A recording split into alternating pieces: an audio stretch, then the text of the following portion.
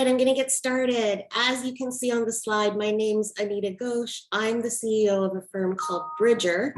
We are a transformation design and delivery consultancy.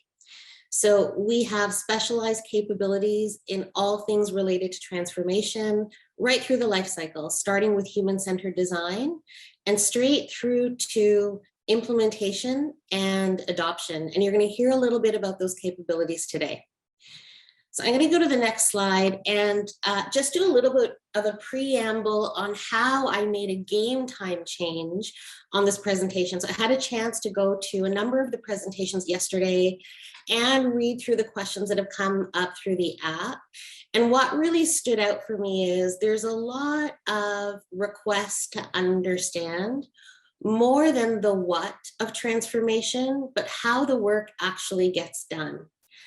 And so the game time decision I made towards the end of this deck is we're going to do, yes, the zoom out, and I'm going to start with this, but we're going to really zoom in.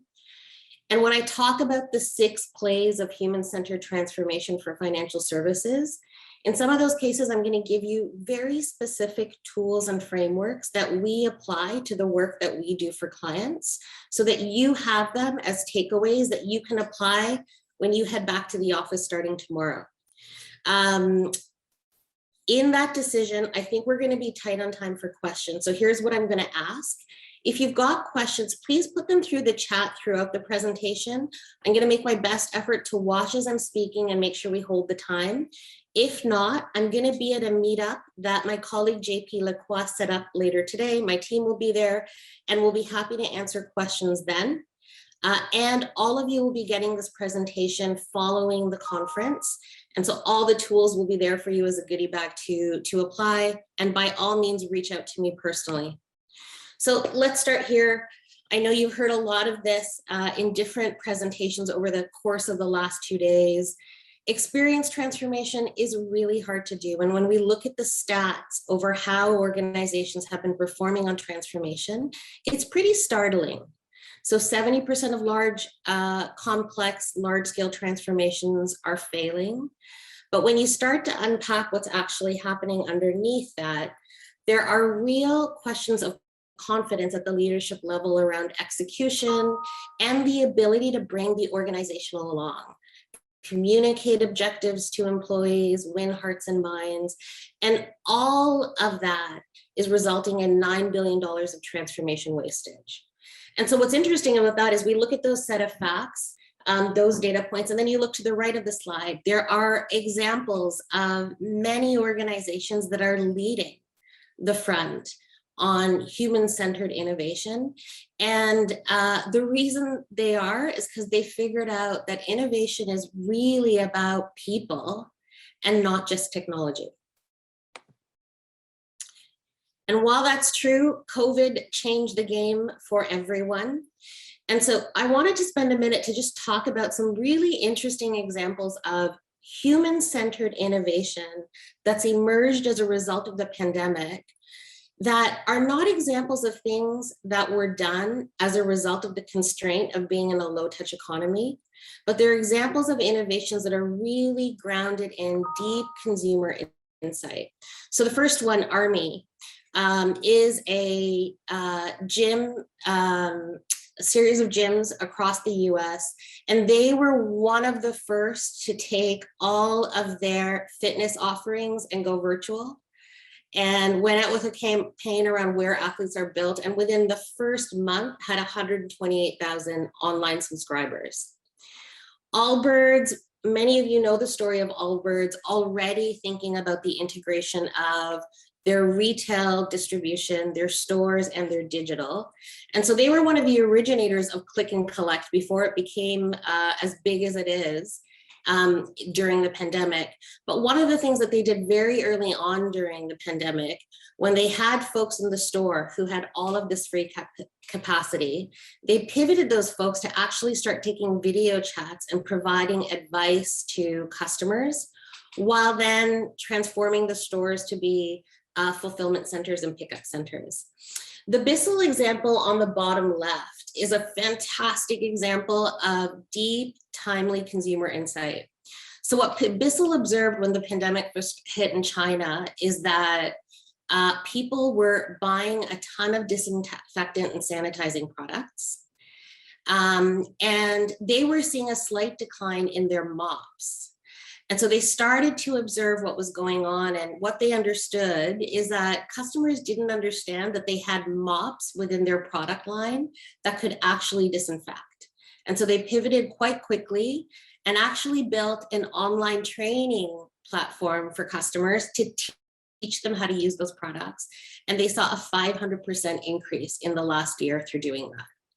Digital delight, the example in the middle, Michael Kors. So Michael Kors, when he launches new purses to the market, in some of his stores on his high-end line will have very VIP curated events around the launch of those bags. And of course, that couldn't happen during the pandemic. And so instead, what he did was create a virtual pop-up in which there were opportunities for customers to actually design their own bag. So great examples of innovation within the pandemic, not limited by the constraint of a low-touch economy, but really grounded in deep insight. So while that's happening, the banks have also done a fantastic job in responding to the pandemic. What you're seeing here are some data points from a study by Publicis Sapient. It was a global benchmarking study. What you see to the left side of the slide is where financial services organizations ranked the changes that they felt would be most beneficial to them. So not surprisingly, you're seeing the investment in technology, cloud technologies, intelligent tech being the biggest drivers. Good to see the increasing focus on innovation and agile ways of working. Plus, on the top of the list, the thing that often gets missed is really the focus on the evolution of skill set. And while all of that's good, what you see on the right side of the slide is when asked in the same study, what benefit they were trying to achieve as a result of these changes, the answer was still predominantly these two drivers: revenue growth and cost reductions. And while we know that will always be a big driver of growth, part of what I'm going to walk you through today is that there are many other sources of value creation and growth that can be capitalized on when we take a human-centered approach. If some of you were in the presentation of my colleague, JP Lacroix, earlier this morning, his firm and mine launched a study, the first of its kind, exploring what's going on with transformation in financial services, retail, and healthcare. When we launched that study, it was born out of a conversation that we were having on our own observations working with clients and what we were seeing as the internal barriers to transformation. And that's what you see here. And I think this message is really important. What typically slows down transformation in organizations has very little to do with technology. Now, this doesn't mean that the work of technology is not difficult. Of course it is. But that's not where the real rub is. So the study actually showed us that the top 5 biggest derailers of transformation within banks are what you see here. The first one's really important, as banks have done a phenomenal job of accelerating their digital roadmaps and consuming technologies to optimize the experience for customers. There's been a real focus on how those technologies deliver on benefits that fall into the category of speed, convenience, and ease. And while that's fantastic, it's actually underserving the overall human experience, the emotional needs of customers. And if you think about what customers have needed from a financial services perspective in the pandemic, there is huge opportunity to further understand that. Secondly, there is absolutely a talent and skill gap within organizations as they modernize, and we're going to speak more about this. And then the really nuanced and sometimes not so nuanced dynamics about competing priorities. What happens in organizational culture and different leadership groups and competing agendas that slow down transformation. Not enough clarity on the problem space, and then a really big gap on implementation, but more importantly, adoption and sustainment. So why is all of that problematic? It's problematic because as humans, physiologically, neurobiologically, we are actually wired to be feeling creatures first. And yet in the financial services space, the way that we often tackle how we define the problem space for customers is quite functional. It's about the rational problem solving. And that's the missed opportunity. And, you know, in a world of accelerated adoption of digital capabilities, accelerated e-commerce, which I like to call emotional commerce, that's what it needs to be. This world of hyperconnectedness, what people are actually really seeking is deeper connection. So that leads us to the dilemma that many of you are facing.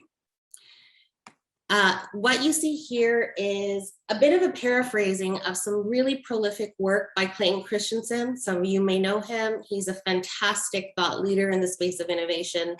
And he coined this term, the innovator's dilemma, which is this pattern within organizations, particularly acute in financial services because of the way that we work and business case, to follow what's called a sustaining innovation path. Think of it as incremental innovation that absolutely makes sense in the short term, that absolutely meets the requirements for the business case, but absolutely in the long term will doom an organization to failure. I'm going to break down the innovator's dilemma a little bit so you've got the context around this as we talk about the upside, how we solve for it. So on the left side of the slide is really where most financial services organizations are. Focused on improving product performance based on feedback from customers. I've highlighted the word feedback because there's an important nuance around how customer research and feedback is gathered in financial services. What happens with humans in banking is that we have deeply embedded mental models around how banks work and how banking experiences are. And because historically, banks have not been at the top of the list of being human-centered, of being at the top of, you know, winning legendary experiences, humans sort of default to the subpar or average or mediocre experience that they get with banks. And so when we engage banking customers to give us feedback on banking, it's actually very hard for our brains to think outside of the box, what we call the mental model in human-centered design, and give us greater insight into future opportunities. And so that's why really deep focus on social sciences, anthropology, human-centered design, design thinking has to be a big part of how you do the work of Agile, how you do product and service development, and really how you think about human-centered transformation. The second thing is a lot of that internal work in sustaining innovation is about reducing defects and making things faster or more powerful. And that makes sense. Think of every project that you've ever been on and the metrics that you're held accountable to. You know, it's typically on time, on budget, on scope. And while there is a great need for that, that comes with a trade-off in cost on the upside to innovate. On the other hand, in the category of disruptive innovation is really where the market leaders are playing. This is where fintechs are really have exploited the white space. In disruptive innovation, organizations are actually doing something that feels counterintuitive. They're willing to take on the lower performance of key features if they have the insight that that's valued by the market.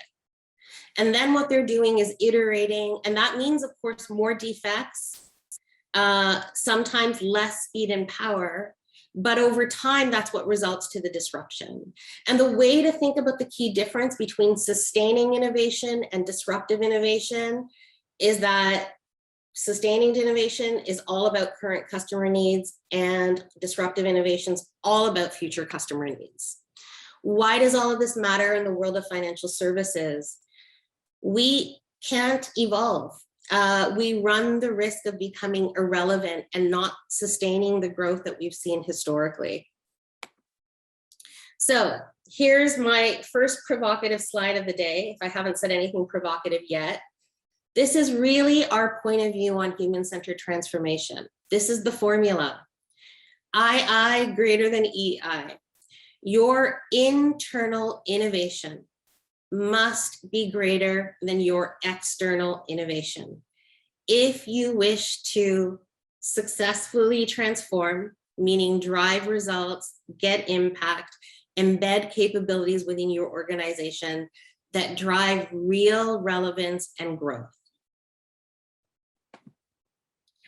And in order to do that, what this requires is a shift from CX as we've known it, customer experience, to what we call CHX, the collective connected human experience. So what you see here is a piece of IP, a core framework that we apply to the work that we do of transformation. And at the heart of it is really that human relationships are at the heart of transformation ecosystems. I'm not going to talk through this. If I didn't mention it before, this entire document will be left for you at the end of the presentation, so you'll have a chance to have these frameworks for your use.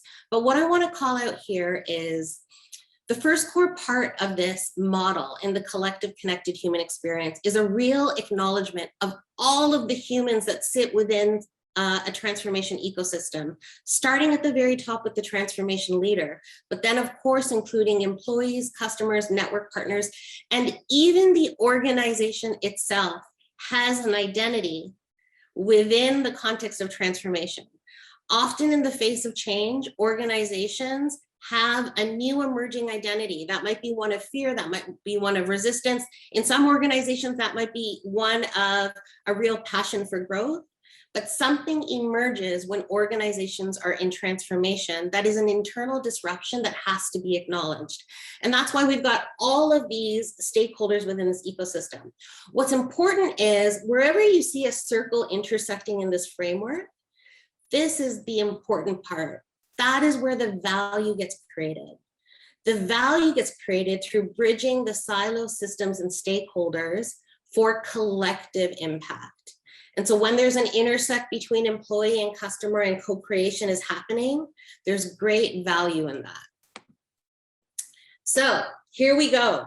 The 6 plays that humanize digital transformation. Think of it as II greater than EI equals your human-centered transformation. This is what I want to talk about. Each of the 6 plays that I'm going to talk through, I'm going to speak to a pattern that happens internally within an organization, and I'll say notoriously within financial services, that has to be disrupted. Part of the II greater than EI includes the acknowledgement that there has to be organizational self-awareness around the internal limiting patterns. So self-disruption is a theme. The first one, embracing the problem space. Sounds obvious.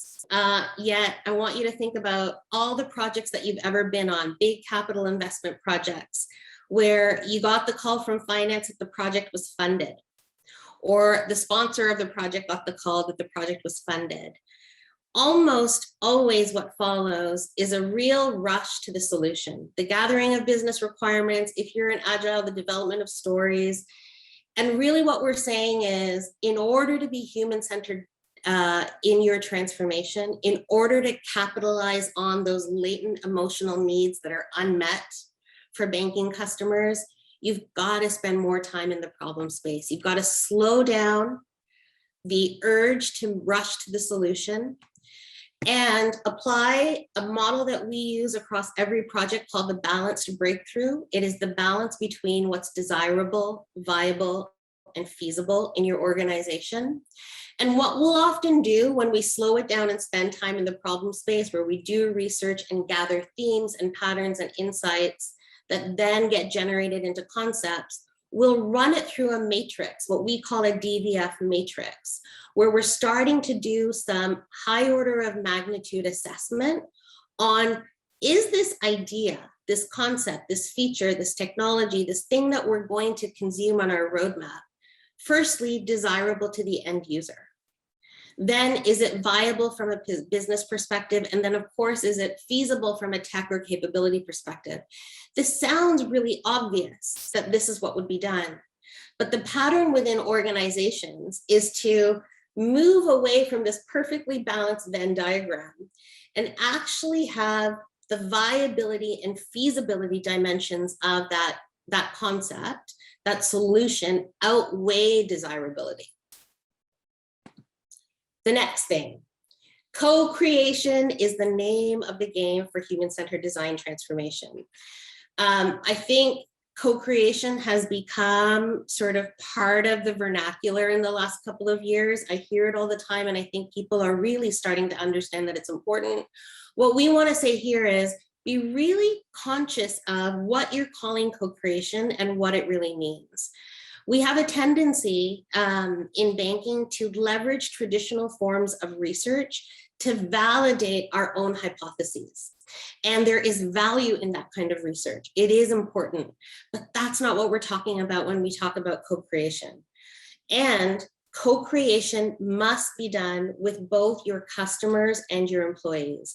Employees are often missed in the exercise of co-creation. We, of course, are huge advocates of human-centered design methods that go deeper. They're really about the observed lived experience. They're really about unpacking the emotional needs. And then we love to apply a method that's called the peak end rule that allows organizations to focus on the moments that matter. So this is really important. When we think about journey work in organizations, there's sometimes this urge to unpack a journey through a level of great detail, you know, the hundreds, if not thousands, micro touch points within a journey. And in some cases, that's important to do. But actually, what human psychology would tell us, what neurobiology would tell us, the peak end rule is a psychological heuristic that tells us that humans actually largely remember their experience based on how they experienced it at a peak, whether that was a high peak or a crater peak, a low peak, and how it ended. And so in a world of competing priorities around journey work, if you've got 500 micro touch points that you're evaluating through your process excellence team and your tech teams, and so on, something like this, a specialized method that allows you to distill the moments that really matter, then empower you to focus your investment on the touch points that will drive the greatest lift. So next, planning for adoption and embedding. So the pattern we want to disrupt here is the first measure of success on transformation being the implementation of the solution. That is a measure of success. It is important. But the value of that implementation is only realized when it's adopted through your employees and your customers.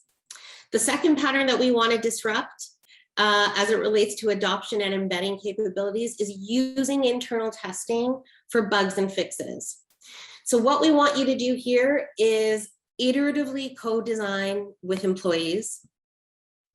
Have employees not just take the role of doing risk assessment on bugs and fixes, actually do the co-design research to understand what their experience is in interaction with the technology.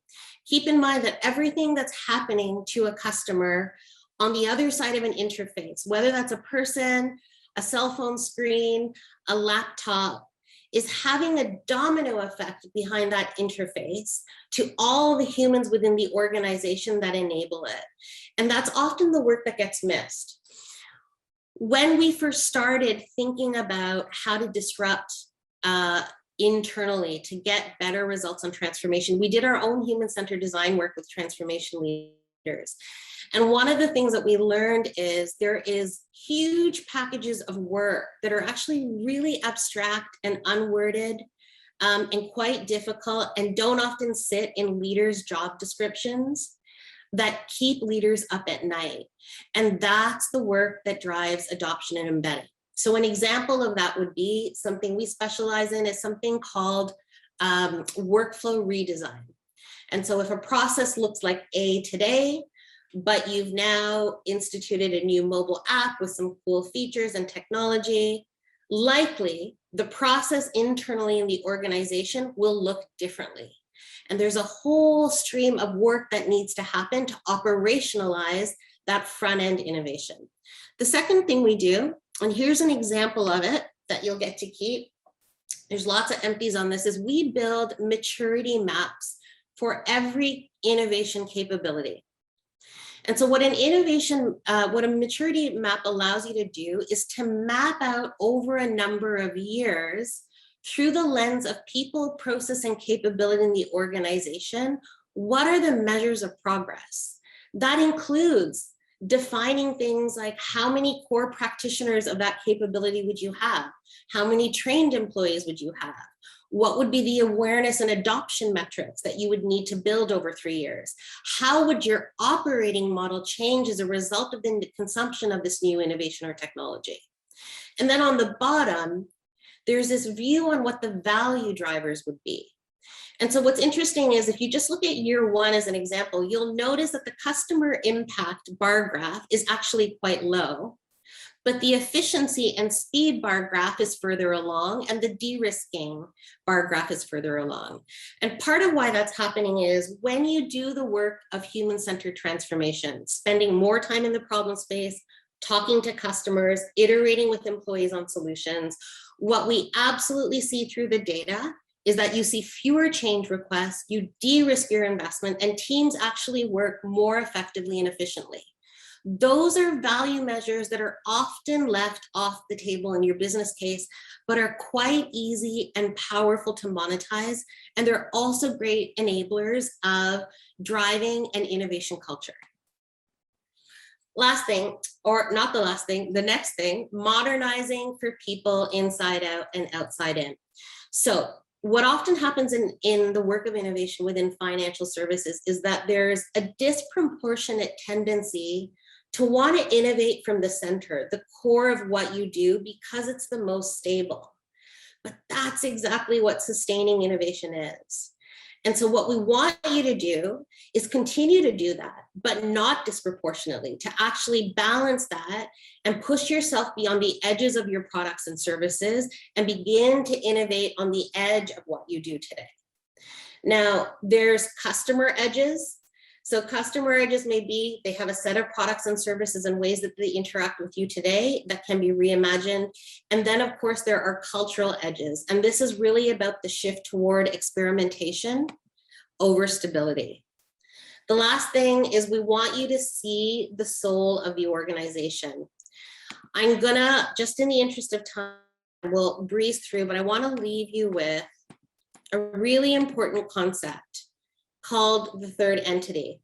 So when I talked to you about CHX and I talked about the organization having a place within the organizational ecosystem, here's what we know. When teams and people are in relationship with each other, there is something that gets created in systems intelligence that's called the third entity. It's often what we experience as the elephant in the room in transformation. It's the fear, it's the resistance, it's the unspoken. And what we're saying is apply the methods of systems and relationship and systems intelligence and acknowledge the third entity and put a plan around it. Just on the business case, you're going to get this in your package. I know it's really hard to read. What I want to leave you with is this. The traditional business case metrics have an important role to play and they're not going anywhere. But we have an opportunity, just as we reimagine the experiences and the capabilities and how we measure what matters to customers, to also look at how we redefine the metrics. And so what you're seeing here is a methodology we use every time we do the work of transformation that's human-centered. We always start with the definition of the outcomes, and then we translate that into behaviors. What do we expect people to do, both your customers and employees? And why this is important is that business case metrics are often grounded in the long-term final outcome. What does it look like at the end of 3, 5, or 7 years? But as leaders, we need measures of progress along the way that are grounded in behavior to know that we are seeing the change internally and with our customers to actually achieve those metrics. I know we're at time. I wanted to leave you with this. Those of you who were in JP's presentation will have heard we have established something called the Human to Digital Collective. It is a phenomenal group of organizations that bring much of the specialized capabilities that we talked about today. If you've got any questions about how we can help, or you want to chat about where you're having difficulty, please reach out to me. You will find any one of us through the app and the platform. And I'll just do a quick check on questions. And a quick check on who's still with us. Let me just see. Okay, so there's a question here about how can organizations overcome internal resistance to change? So I'm going to nerd out a bit and talk about organizational systems intelligence. So a method that we use that's really effective is something that's called the Designed Team Alliance.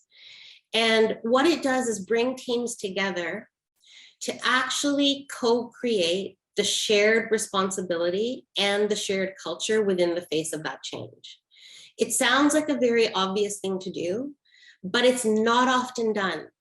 When teams come together to share in the definition of the future state, it's often about the outcomes. It's not often about how the work's going to get done and what expectations teams have of each other in sharing the accountability of getting through the change.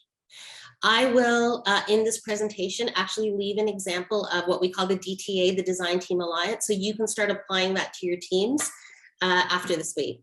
Thank you so much for your time. I wish I had more time to talk to you. As I said, I'll be in the meetup room, and by all means, reach out on LinkedIn, email. I'd love to answer any questions you have. Thanks so much, everybody.